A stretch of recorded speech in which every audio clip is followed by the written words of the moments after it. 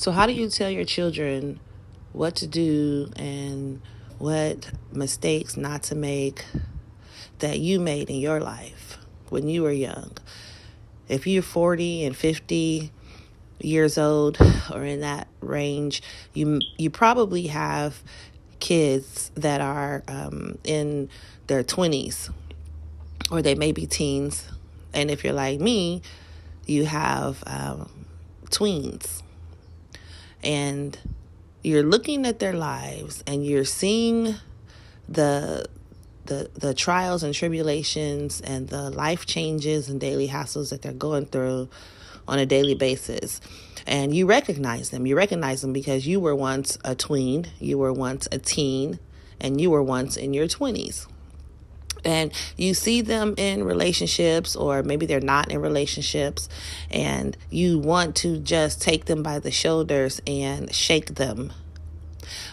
But we can't. That's the thing. We can't. We can only offer our opinion. And if you're in a relationship and you're not living the life that you're preaching to your kids, it's kind of hard for you to tell them anything, really, because you're not living up to your own standards, or you're not even going by your own standards. So it's kind of hard. I'm telling you, I'm recording myself because I'm in my thoughts and I'm not driving, and I'm out here in the garage having my daily devotion, and I'm just thinking and reminiscing and thinking about my kids and my son and his girlfriend and their baby. And I'm thinking about my tween, and I'm thinking about, like, wow, when I was a tween, I remember I was a very quiet child. I was quiet, and I didn't talk out loud, but I thought a lot. I talked to myself without speaking. I had a lot of thoughts on a lot of things that were going on around me. I didn't necessarily like them, but I knew better to voice, what I was thinking, because my mama didn't play that. Or like talking back and voicing your opinion and what you think. Who are you to think about anything? You're a child. You do as I say, not as I do.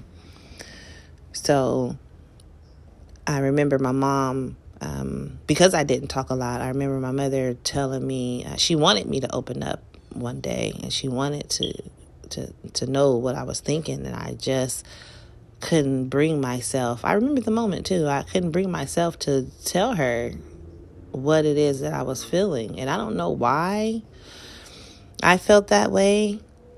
Even though she was very sincere, she was subtle, I wasn't in any danger or anything, I just wouldn't do it. I just couldn't bring myself to tell her what I was thinking in that moment. And she told me something that resonated with me all of these years. And she said, write me a letter. Write me a letter. Just write mommy a letter. So I did. I wrote her a letter. And I don't even remember what I wrote in the letter. But that was such an impactful moment that to this day, my mother remembers that. And she tells me that when I wrote her that letter, in the letter, I said some very revealing things to her that opened her eyes to this person that was inside of me that was so silent. So to other parents, step-parents, godparents, and guardians, listen, our children are watching us. They're watching us, and they're holding on to our every word, every movement, and it is important that you keep an open line of communication. And then if you are co-parenting and you're the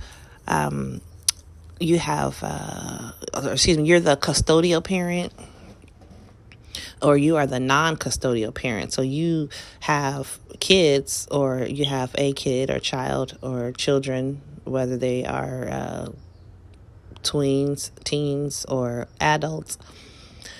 And it's very important for the custodial parent and the non-custodial parent to have a common ground, a respectful communication process. It is so very important. I really, I was married for a long time. I got married at an early age. When I say early age, I mean I was probably 23, maybe 24, probably. I don't know. These are my thoughts. Somebody's calling. I had to stop.